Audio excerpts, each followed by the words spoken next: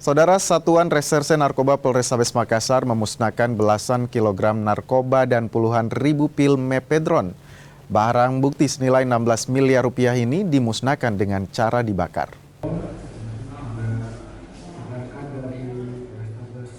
Barang bukti narkoba ini dimusnahkan di halaman Mapolrestabes Kota Makassar. Sebelum dimusnahkan, barang bukti narkoba dilakukan pengecekan oleh tim Lab 4 Polda Sulawesi Selatan.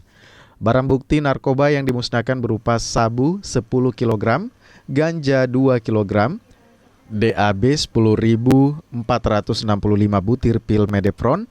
Barang bukti narkoba senilai 16 miliar rupiah ini dimusnahkan dengan cara dibakar menggunakan mobil insinerator BNNP Sulawesi Selatan. Kapolrestabes Makassar, Kombes Arya Perdana bilang, barang bukti narkoba ini merupakan hasil pengungkapan pada Juni dan menangkap 5 tersangka. Para tersangka merupakan jaringan internasional.